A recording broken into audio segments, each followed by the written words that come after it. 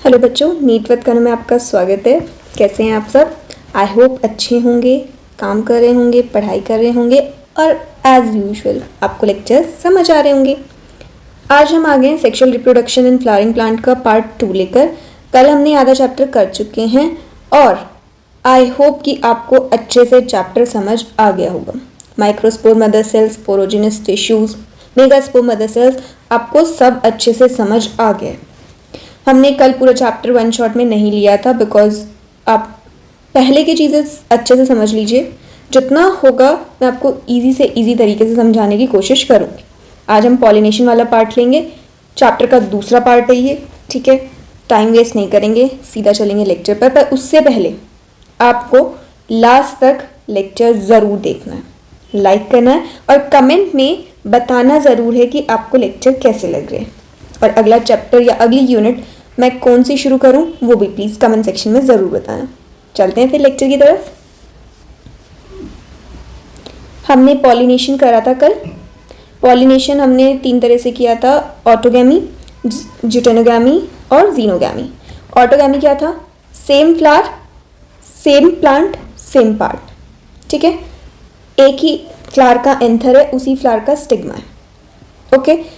आपका ऑटोगैमी में 2 फ्लावर्स आ रहे थे, चेस्मोगैमस और क्लिस्टोगैमस। क्लिस्टोगैमस पकड़ ऐसे लग रहा है ना कि बंद बंद सा, दैट मीन्स कि फ्लावर कैसे हैं, वो क्लोज्ड है, बाहर से डिपेंडेंसी नहीं है पॉलिनेटर्स की। चेस्मोगैमस खुला खुला लग रहा है ना, दैट मीन्स कि बाहर से कोई भी पॉलिनेटर आकर उसको पॉलिनेट कर सकता है।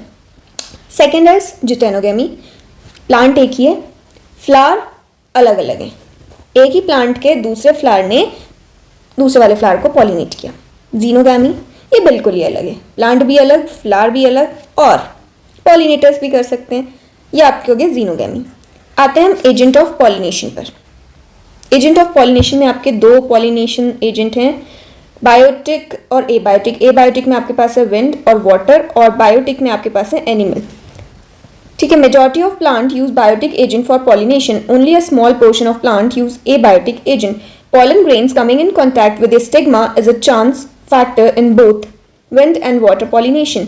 To compensate for these uncertainties and associated loss of pollen grains, the flower produces enormous amount of pollen when compared to the number of ovules available for pollination. ये एक जनरल चीज़ है, आगे चलते हैं। ये जो आपकी पॉलिनेशन है, ये कैरेक्टरिस्टिक बताई गई हैं विंड पॉलिनेशन की, ठीक है। विंड पॉलिनेशन के लिए फ्लावर्स कैसा होना चाहिए, होती कैसे है, ये सब विंड पॉलिनेशन के आए आपके फैक्टर्स या फिर आपके फीचर्स बताए गए हैं। सबसे पहला है wind is most common among abiotic pollination. इसका फर्स्ट फैक्टर क्या है? Requires that pollen grains are light and non sticky so that they can be transported in wind current. सबसे पहला पॉइंट लिख दो यहाँ पे। पॉलन ग्रेन आपके कैसे होने चाहिए? लाइट होने चाहिए, नॉन स्टिकी होने चाहिए। अगर लाइट नहीं है, नॉन स्टिकी नहीं है, भारी होंगे तो हवा क्या उसको इधर उधर फेंक पाएगी? नहीं फेंक पाएगी।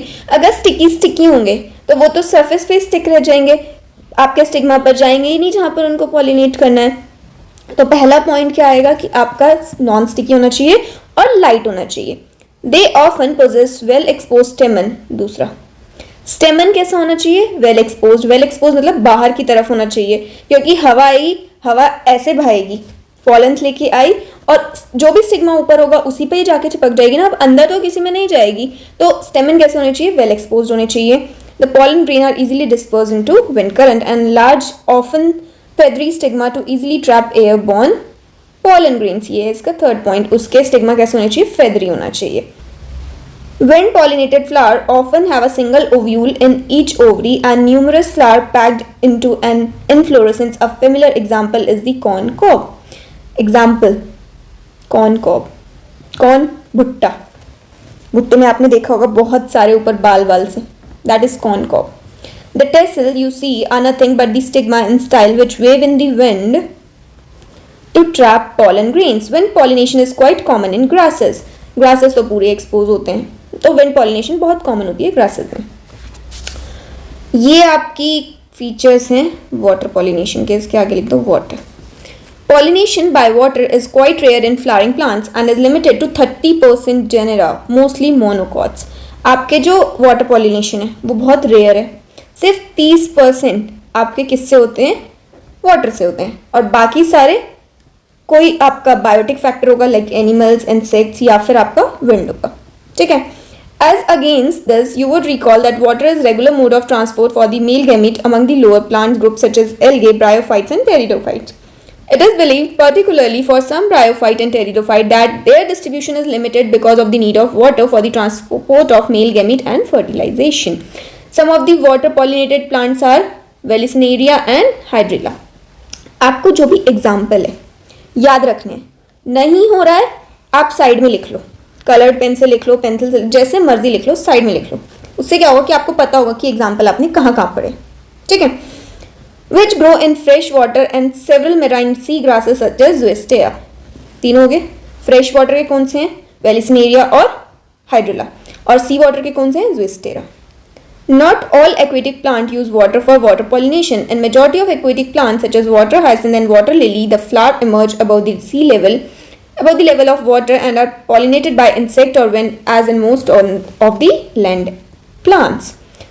कुछ ऐसे plants जो पानी में तो रहते हैं लेकिन पानी उन्हें pollinate नहीं करता है. कौन करता है? या तो insect या फिर wind.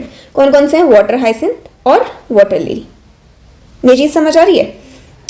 In Vallisneria, the female flower reach the surface of the water by the long stalk, and the male of the pollen grain are released onto the surface. They are carried passively by water current. Some of them eventually reach the female flower and the stigma. In another group of water-pollinated plants such as sea grasses, female flower remains submerged in water and the pollen grains are released inside the water.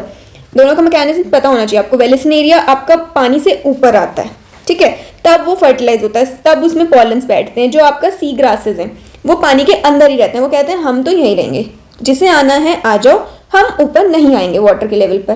तो क्या होता है? सी grasses आपका submerge रहते हैं, तब pollinate करते हैं.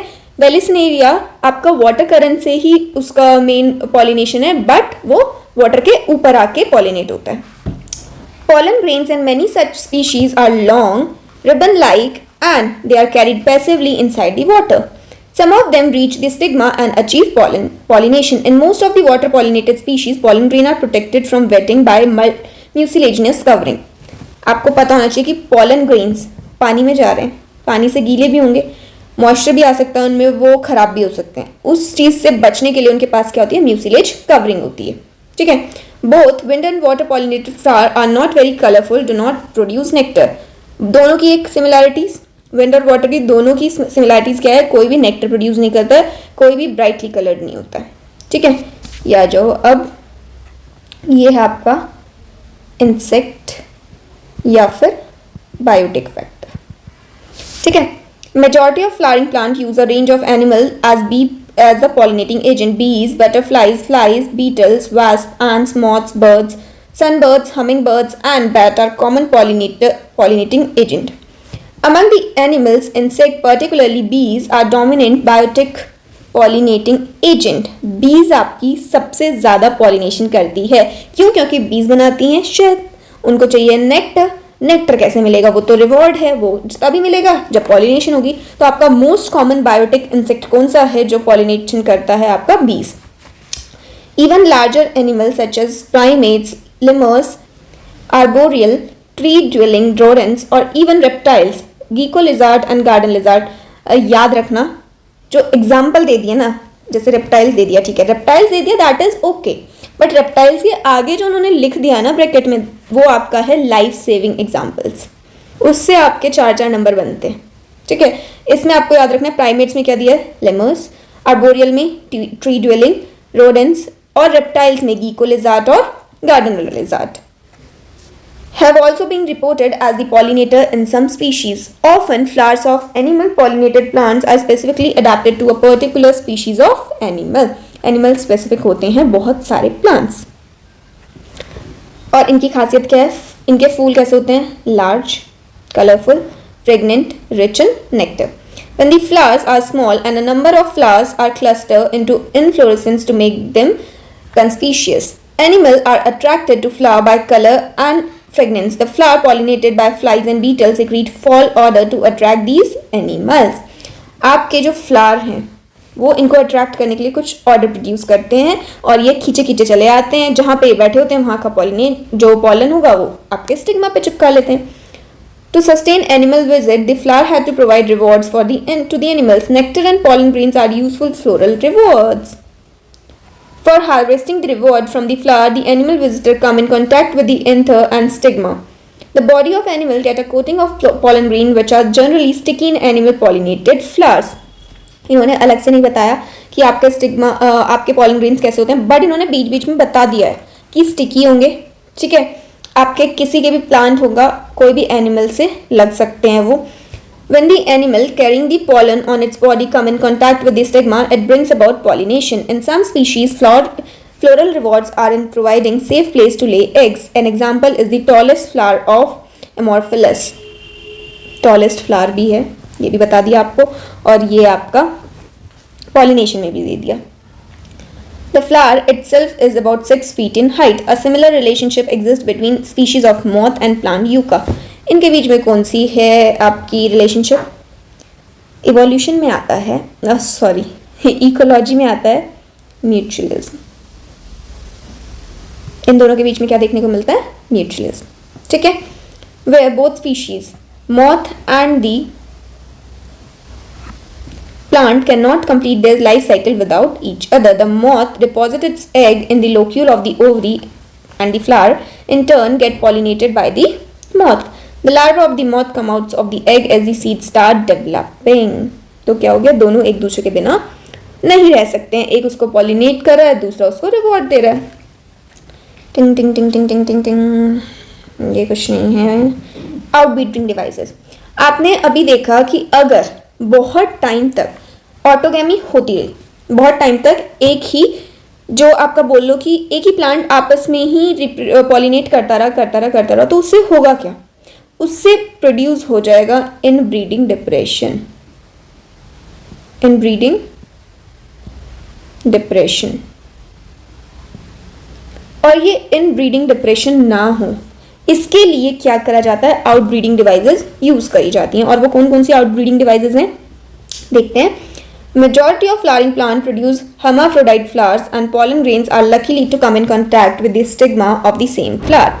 Continued self-pollination results in inbreeding depression.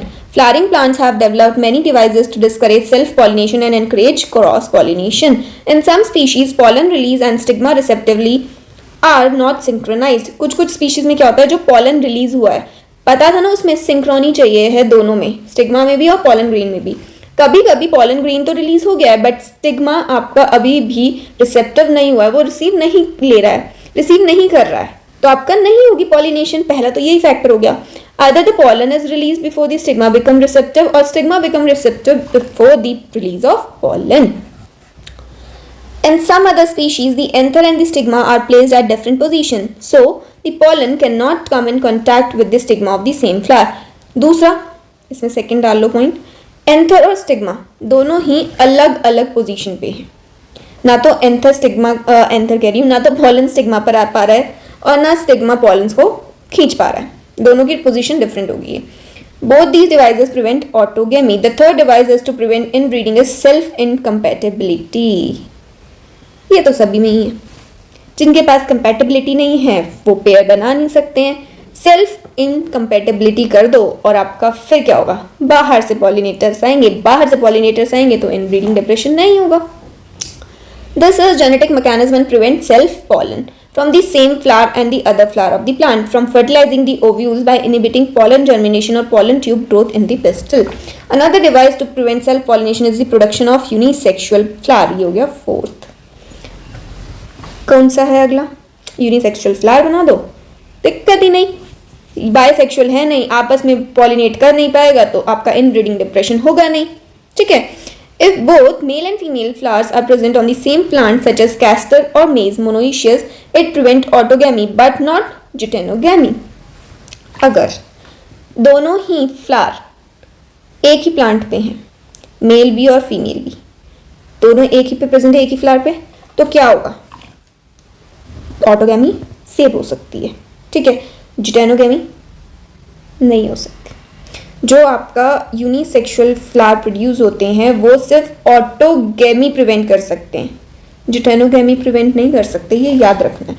और ऐसे कौन से प्लांट हैं? कैस्टर और मेज. In several species such as papaya, male and female flower are present on different plant. That is, in each plant is either male or female dioici. This condition prevent both autogamy and geitonogamy.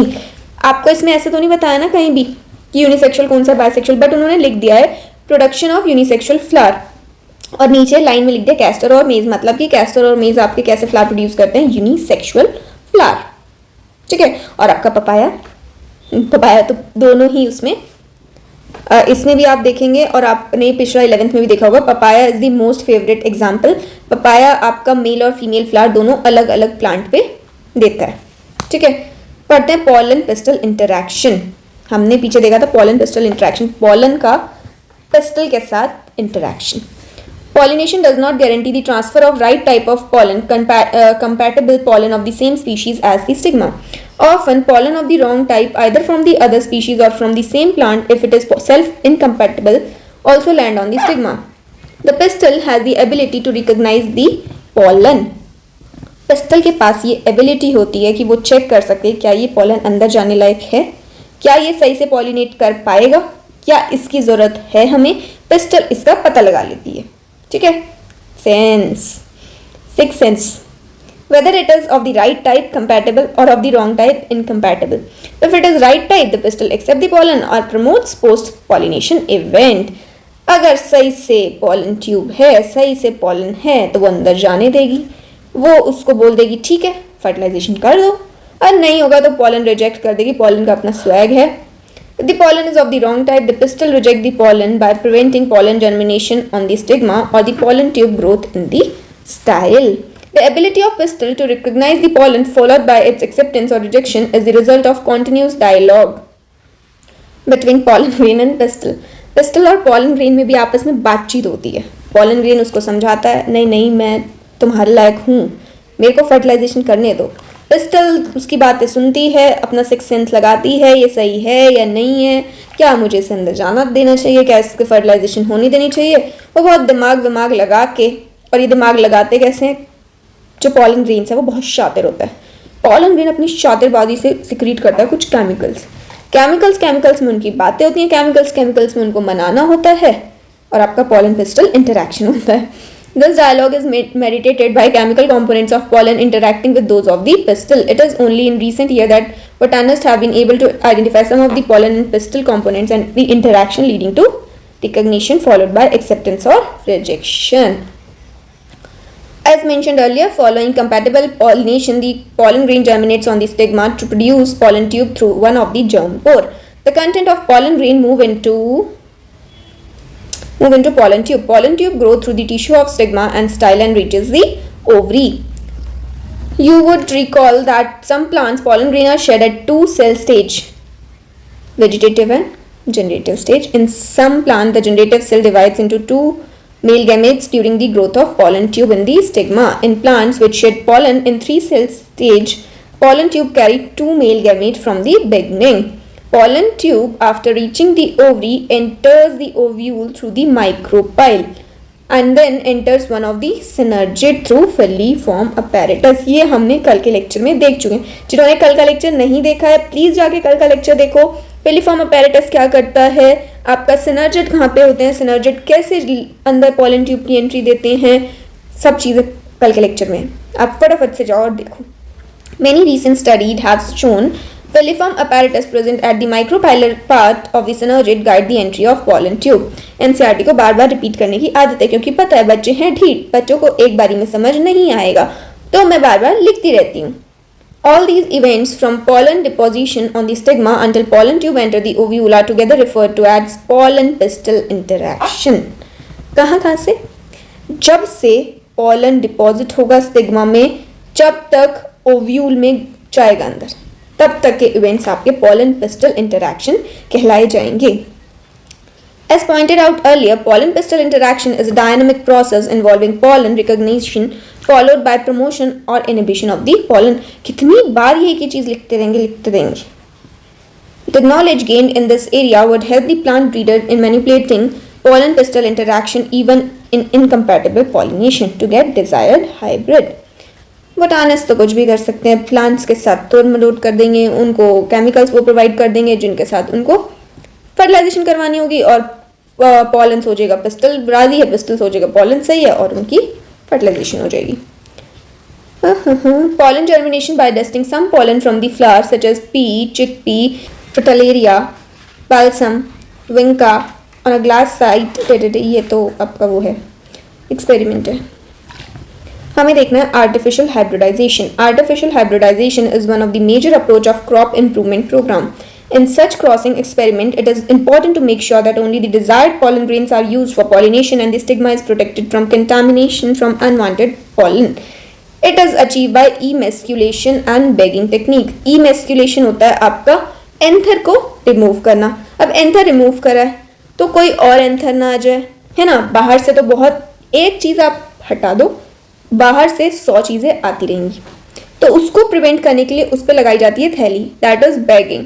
Emasculation और bagging कर देंगे. जब उन्हें desired pollen उस पर डालना होता है तो बैग हटा के वही पॉलन उसमें डाला और आपका हाइब्रिड बना दिया. If the female plant bear bisexual flower, removal of anther from the flower bud before the anther dies using a pair of forceps is necessary. This step is referred to as emasculation. Emasculated flowers have to be covered with a bag of suitable size, generally made up of butter paper to prevent contamination of its stigma with unwanted pollen. This process is called bagging. When the stigma of bagged flower attain receptivity, mature pollen grains collected from anther to the male part are dusted on the stigma and the flower are rebagged and the fruit develop. If the female parent produce unisexual flower, there is no need to emasculation. The female bud are bagged before the flower open. When the stigma become receptive, pollen grain is carried out using desired pollen and flower are rebagged. आते हैं हम double fertilisation पर. ठीक है, double fertilisation is humans में भी होती है और प्लांट्स में भी होती है. ठीक है, डबल फर्टिलाइजेशन में आपका एक बनता है पेन, जिसको आपको याद रखना है, primary endosperm nucleus. After entering one of the synergid, the pollen tube releases 2 male gametes into the cytoplasm of the synergid. One of the male gamete moves towards the egg cell and fuses with its nucleus, thus completing the syngamy. This results in the formation of diploid cell zygote. The other male gamete moves toward the polar nuclei located in the central cell and fuses with them to form triploid primary endosperm nucleus. अब देखो आपका male gamete कितने हैं? 2 male gamete synergid से आए अंदर. ठीक है, एक गया एग सेल के पास, एक गया एग सेल के पास, इसने फर्टिलाइजेशन कर दी और बना दिया जाइगोट. और क्या करा दी? सिंगेमी. जाइगोट कैसे बना? डिप्लॉयड. ठीक है, दूसरा गया पोलर न्यूक्लियाई के पास, पोलर न्यूक्लियर के साथ करा दी फर्टिलाइजेशन, क्या बना दिया? पेन, जो कि क्या है? ट्रिप्लॉइड. 3N है ये, प्राइमरी एंडोस्पर्म न्यूक्लियस. ठीक है, as this involve the fusion of triple haploid nuclei, it is termed as triple fusion. और इसी को हम क्या बोलते हैं? Triple fusion. Since 2 types of fusion, syngamy and triple fusion, takes place in the embryo sac, the phenomena is termed as double fertilization, an event unique to flowering plants. The central cell after triple fusion becomes the primary endosperm cell and develops into endosperm, while zygote develops into embryo. ये triple fusion के बाद आपका किस में बन जाता है? PEC, PEN से PEC, आपका प्राइमरी एंडोस्पर्म सेल, और ये किस में बन जाता है? एंडोस्पर्म में. और आपका ये सिंगेमी के बाद बन जाता है एम्ब्रियो में. ठीक है, ये देख रहे हो 2N है, जाइगोट बना, ये किस में बन जाएगा? एम्ब्रियो में. ये PEC है, प्राइमरी एंडोस्पर्म सेल, ये किस में बन जाएगा? आपका एंडोस्पर्म. ये चीज़ याद रहेगी. यहाँ पे आप देख भी सकते हैं, रेडिकल बनाता है रूट्स और प्लिम्यूल बनाता है आपका शूट्स. ठीक है, अगला आते हैं, चलो 2 पार्ट खत्म हुए, अब आते हैं हम पोस्ट फर्टिलाइजेशन इवेंट्स पर. सबसे पहले पोस्ट फर्टिलाइजेशन इवेंट्स हैं क्यों ज़रूरी, इससे पता चलता है कि हमारा एंड प्रोडक्ट बना क्या है. इतनी मेहनत हम करे जा रहे हैं, कल भी हमने पूरा लेक्चर समझा, आज भी हमने लेक्चर समझा, बट हमने इतनी मेहनत करी क्यों, ये भी तो समझना ज़रूरी है. एंड प्रोडक्ट में हमारे पास आया एंडोस्पर्म और आया एम्ब्रियो. देखते हैं. Following double fertilization, event of endosperm and embryo development, maturation of ovule into seed and ovary into fruit. इससे क्या पता चलता है कि ओव्यूल मेच्योर होता है सीड में और ओवरी मेच्योर होती है फ्रूट में. ये आप साइड में लिख लोगे, ये बहुत इंपॉर्टेंट है. और collectively termed as post fertilisation event. Endosperm development proceeds embryo development. Endosperm की जो डेवलपमेंट होती है वो पहले हो जाती है एम्ब्रियो डेवलपमेंट से. ठीक है. The primary endosperm cell divides repeatedly and from a triploid endosperm tissue. The cell of this tissue are filled with reserve food material and are used for the nutrition to the developing embryo. In most common type of endosperm development, the pen undergoes successive nuclear division to give rise to free nuclei. This stage of endosperm development is called free nuclear endosperm. Subsequently, cell wall formation occurs and the endosperm becomes cellular. The number of free nuclei formed before cellularization varies greatly. The coconut water, ये है आपका PYQ. Tender coconut जहां भी आ जाए, ये है NEET का favourite. The coconut water from tender coconut that you are familiar with is nothing but free nuclear endosperm. Free nuclear endosperm क्या है, हमने ऊपर देखा. जब पेन आपका सक्सेसिव न्यूक्लियर डिवीजन करता है तो वो एक फ्री न्यूक्लियर बना देता है. उस फ्री न्यूक्लियर को कहते हैं free nuclear endosperm. Made up of thousands of nuclei and surrounding white kernel is cellular endosperm. आपको याद रखना है जो आपका अंदर जो पानी आप पी रहे हो वो न्यूक्लियाई का बना है. बहुत सारी डिफरेंट न्यूक्लियाई का बना है. उसको हम कहते हैं फ्री न्यूक्लियर एंडोस्पर्म. और जो बाहर आपका वो वाइट वाला हिस्सा होता है, नारियल का वाइट वाला हिस्सा, दैट इज सेल्युलर एंडोस्पर्म. ठीक है, भूलोगे तो नहीं, साइड में लिख लो, अच्छी रहेगा. एंडोस्पर्म में either be completely consumed by the developing embryo. P, groundnut, beans, पानी मिलता है इसमें? नहीं मिलता है. सारा यूज हो जाता है एम्ब्रियो को डेवलप करने के लिए. पेन का काम क्या है? एम्ब्रियो को नरिशमेंट देना. सारा पानी, सारा जितना भी पेन है वो यूज हो चुका है नरिशमेंट देने में. किसमें? P, groundnut, beans. Before seed maturation और इट में परसिस्ट इन मेच्योर सीड्स. कुछ में होता भी जैसे कैस्टर और कोकोनट. कैस्टर और कोकोनट में जो आपका पेन है वो देखने को मिल जाएगा और पी, ग्राउंडनट, बीन्स में नहीं देखने को मिलेगा. ये आपको यहाँ पे दिख रहा होगा, ये 2 कॉटलिडन है. मतलब ये कैसा है? डाइकॉट प्लांट है. Plumule give rise to shoot. Radicle give rise to root. ठीक है. हाइपोकोटाइल ये देखा आपने. यहाँ पे ये है मोनोकॉट का. ये आपका मोनोकॉट का है जिसमें कॉलियोप्टाइल है और कॉलियोराइजा है. कॉलियोराइजा आपका रूट बनाएगा और कॉलियोप्टाइल से आपका मतलब रेडिकल बनेगा और यहाँ से प्लूम्यूल बनेगा. ठीक है. ये ग्रास का है. ऊपर डाइकॉट में आप कुछ भी ले सकते हैं. एम्ब्रियो देखते हैं. Embryo developed at the micropylar end of the embryo sac where the zygote is situated. Most zygote divide only after certain amount of endosperm is formed. This is an adaptation to provide assured nutrition to the developing embryo. Though the seed differ greatly, the early stage of embryo development, embryogeny, is similar in both monocot and dicot. Stages of embryogeny 12.13 हमने पीछे देख लिया. A dicot embryo. The zygote give rise to the pro-embryo and subsequently to globular, heart-shaped and mature embryo. Zygote पहले pro embryo बनाएगा, फिर heart shape embryo बनाएगा और फिर मैच्योर एम्ब्रियो बनाएगा. A typical dicotyledonous embryo consists of an embryonal axis and 2 cotyledon. ये देखो ये बनाते हैं. Embryonal axis, 2 cotyledon. नीचे वाला ये पार्ट जो आपको दिख रहा है ये है हाइपोकोटाइल.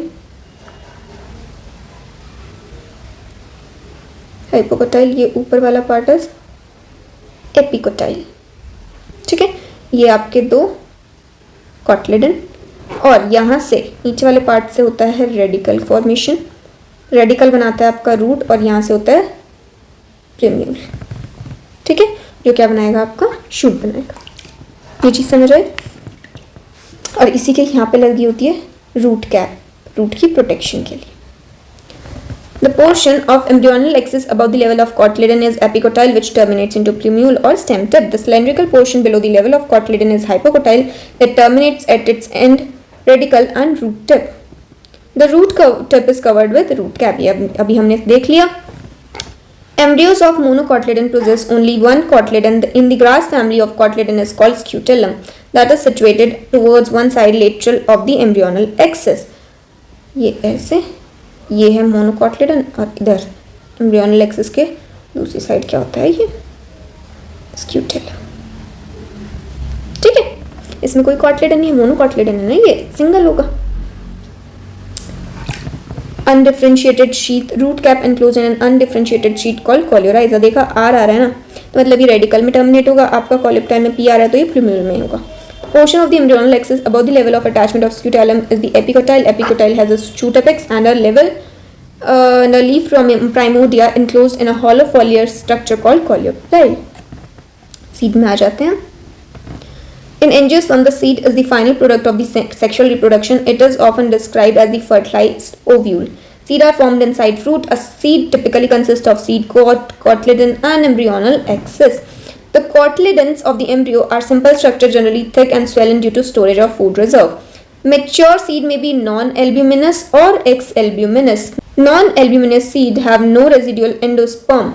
Non-albuminous एंडोस्पर्म नहीं है. और किस किस में अभी हमने पीछे देखा एंडोस्पर्म नहीं होता है, पी में, ग्राउंडनट में, बीन्स में. It is completely consumed during embryonal development. P. Groundnut. Albuminous seed retain a part of endosperm and is not completely used up during embryo development. Wheat, maize, barley, castor और सबसे important इन्होंने लिखा नहीं अपना favourite coconut, हम लिख देते हैं. ठीक है. In some seeds such as black pepper, beet, remnants of nucellus are also persistent. Thus residual persistent nucellus is called perisperm. और कुछ में जैसे कि वो ब्लैक पेपर है, बीट है, इसमें क्या होता है कि आपका न्यूसेलस भी persistent रह जाता है, तो उसको हम बोलते हैं perisperm. Integuments of ovules harden as tough protective seed coat. The micropyle remains as a small pore in the seed coat. This facilitates entry of oxygen and water into the seed during germination. As the seed matures, its water content is reduced and seed become relatively dry, 10 to 15% less moisture by mass. The general metabolic activity of the embryo slows down. The embryo may enter a stage of inactivity called dormancy. Or if favorable conditions are available, adequate moisture, oxygen, suitable temperature, they germinate. As the ovule mature into seeds, the ovary develops into fruit. हम पीछे लिख चुके हैं, हम बहुत smart हैं. That is, the transformation of ovule into seeds, ovary into fruit proceeds simultaneously. ये आपका इस बार का क्वेश्चन बन सकता है. Question alert. सीड जो आपका ओव्यूल है सीड में और ओवरी फ्रूट में एक साथ बन रहे हैं साइमल्टेनियसली. ठीक है. The wall of ovary develops into the wall of fruit called pericarp. और ओवरी की वॉल क्या बना रही होगी आपकी, फ्रूट की वॉल. ये भी हम पीछे लिख चुके हैं. हम तो बहुत ज़्यादा स्मार्ट हो चुके हैं. ऐसे ही पढ़ते रहो मैम के साथ, आप और ज़्यादा स्मार्ट हो जाओगे. The fruit may be fleshy as in guava, orange, mango और may be dry in groundnut, mustard. मुझे ना कमेंट सेक्शन में बताना किसको ये जूसी जूसी वाले फ्रूट्स पसंद है, ये फ्लैशी वाले गवावा, ऑरेंज वो वाले, या फिर ग्राउंडनट वगैरह dry fruits. Many fruits have evolved mechanism for dispersal of seed. In most plants, by the time the fruit develops from the ovary, other floral part degenerate and fall off. However, in few species such as apple, strawberry, cashew, apple भी पसंद है मुझे, strawberry पसंद है, cashew भी पसंद है, etc. Thalamus also contribute to fruit formation. को भी कभी ना जो parts होते हैं वो हो जाते हैं degenerate. बुढ़ापा आ गया है, ठीक है, fruit अभी तक आया नहीं है, तो क्या करे इंसान, मरे भी ना, बुढ़ापा आ जाता है, कुछ पार्ट फॉल कर जाते हैं, तो क्या होता है कि आपका थैलेमस ही फ्रूट फॉर्मेशन करना शुरू कर देता है. जब भी फ्रूट फॉर्मेशन किसी और जगह से हो, जैसे थैलेमस से हुई, तो इसको हम बोलते हैं फॉल्स फ्रूट. और मैम के तो सारे फॉल्स फ्रूट फेवरेट हैं. कौन कौन से? कैश. मैम को कैश पसंद है. सी से कैश्यू, ए से एप्पल, एस से स्ट्रॉबेरी और एच से पता नहीं, याद कर लो. Such fruits are called false fruit. Most fruit however develops only from the ovary and are called true fruits. बाकी सारे जो true fruits हैं वो तो मैम को पसंद है ही नहीं, तो मैम आपको क्यों बताए, कोई सा भी फ्रूट लिख लेना. Although in most of the species fruits are result of fertilization, there are few species जो कि fertilization भी नहीं करेंगे, फ्रूट भी चाहिए, सब चीज़ें चाहिए इनको. ये देख लो, 2 कॉटलेडन ने डाइकॉट बना लेना इसको. ये हाइपोकोटाइल एपोकोटाइल मैम ने सब आपको बता दिया है. ये आपका मोनोकॉटलिडन बता दिया है आपको. स्क्यूटेलम बता दिया, स्क्यूटेलम के ऊपर होता है आपका कोलेप्टाइल नीचे होता है कोलोराइजा, कोलोराइजा रेडिकल बनाएगा, कोलेप्टाइल प्यूम्यूल बनाएगा, ये आगे रूट बनाएंगे, शूट बनाएंगे। हम बहुत स्मार्ट हैं, हमने कर चुके हैं। एप्पल है आपका फॉल्स फ्रूट, स्ट्रॉबेरी आपका फॉल्स फ्रूट, क्योंकि ये आते हैं कैश में। In which fruit develops without fertilization, such fruits are called parthenocarpic fruit. Banana is such example. Parthenocarpy can be induced through the application of growth hormones. Such fruits are called seedless. और ये जो growth hormone use होते हैं parthenocarpy करने के लिए कौन कौन से होते हैं लिख लो आपका ऑक्सिन और gibberellin. Seeds offer several advantages to angiosperm. Firstly, since reproductive processes such as pollination and fertilization are independent of water, seed formation is most dependable. Also, seed have better adaptive strategy for dispersal to new habitats and help species to colonize in other areas. Ding ding ding ding ding. The hard seed coat provide protection to young embryo. Being product of sexual reproduction, they generate new genetic combination leading to variation.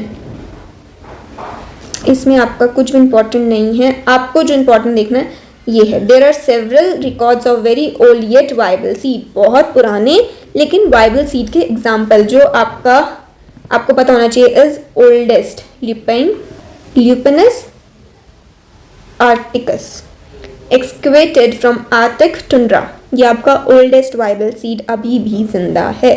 The seed germinated and flowered after an estimated record of 10,000 year of dormancy, 10,000 साल dormancy में रहने के बाद देख रहे हो उसमें कितनी शक्ति है। Recent record of 2,000 year old viable seed is of date palm तो ठीक है, नाम याद रख लेना उसका, 2000 साल पुराना वाइबल सीड फोनिक्स टेक्टाइलिफेरा। और कहाँ मिला था ये? किंग हेरोड्स के पैलेस के पास, और वो कहाँ है? डेड सी के पास। ठीक है, ये आपका कुछ नहीं पढ़ना आपको। टिंग टिंग टिंग टिंग आगे चलते हैं। लास्ट पार्ट फाइनली आपके पास है एपोमिक्सिस और पॉलीएम्ब्रियोनी। इसमें मेन आपका क्या है? एपोमिक्सिस की एग्जांपल, एपोमिक्सिस की डेफिनेशन, पॉलीएम्ब्रियोनी की डेफिनेशन। एपोमिक्सिस क्या होता है? अभी हमने पढ़ा जब आपका विदाउट फर्टिलाइजेशन कोई प्लांट इवॉल्व हो तो पार्थेनोकार्पिक फ्रूट्स। ठीक है, इसमें although seeds in general are the production of fertilization, a few flowering plants such as species of Asteraceae and grasses have evolved a special mechanism to produce seed without fertilization. Seed without fertilization is apomixis. Fruit without fertilization is parthenocarpy. याद रखना है, इसमें आपको confuse नहीं होना है। Seed without fertilisation पूछे तो एपोमिक्सिस, और अगर फ्रूट विदाउट फर्टिलाइजेशन पूछे तो पार्थेनोकार्पी। इसने आगे पूछ लिया फ्रूट प्रोडक्शन विदाउट फर्टिलाइजेशन, हम लिख देंगे यहाँ पे parthenocarpy. Thus, apomixis is a form of asexual reproduction that mimics sexual reproduction. There are several ways of development of apomictic seeds. In some species, the diploid egg cell is formed without reduction, division, and develops into embryo without fertilization. More often in many citrus and mango varieties, some of the nucellar cells surrounding the embryo sac start dividing, protrudes into embryo sac and develops into embryos. In such species, each ovule contain many embryo. Occurrence of more than one embryo in seed is referred to as polyembryony. एक से ज़्यादा embryo अगर आपके मिलते हैं किसी भी ovule में, उसको हम कहते हैं पॉलीएम्ब्रियोनी। और ये हमने किस में देखा है? सिट्रस और मैंगो में। ये आपको पूछनी कैसे इसको हाइब्रिड बनाते हैं, ये सब आपका कोई भी इंपॉर्टेंट नहीं है। इसी के साथ आपका sexual reproduction in flowering plant खत्म होता है। आपको इसके बाद कोई भी क्वेश्चन निकालने में लगाने में दिक्कत नहीं होगी। बेस्ट से बेस्ट तरीके से इजी वे में वन शॉट ये कंप्लीट किया गया है। ठीक है, इजी है, अकेले आप ये चैप्टर पढ़ते नहीं हैं, साथ में ये चैप्टर कितना इजी लग रहा है ना। अब इजी लग रहा है तो एक और बार आप इसको यहाँ पे रोको वीडियो को और फटाफट से जाके क्वेश्चन लगाओ। क्वेश्चन लगा के देखो कि आपको क्या समझ आया और कितना आपसे हो पा रहा है। आई होप कि आपके 95% क्वेश्चन निकल जाएंगे, 5% तो आपको एक और बार इसको रिवीजन देना ही पड़ेगा। ठीक है, आज के लिए बस इतना ही। मिलते हैं कल एक और वीडियो के साथ। कल हम मोस्ट प्रोबेबली जहाँ तक है इकोलॉजी शुरू करेंगे। ठीक है, आई होप आज का लेक्चर आपको समझ आया होगा। Thank you so much video में बने रहने के लिए। वीडियो को लाइक करें, कमेंट करें, शेयर करें अपने दोस्तों के साथ और चैनल को सब्सक्राइब करें। Thank you.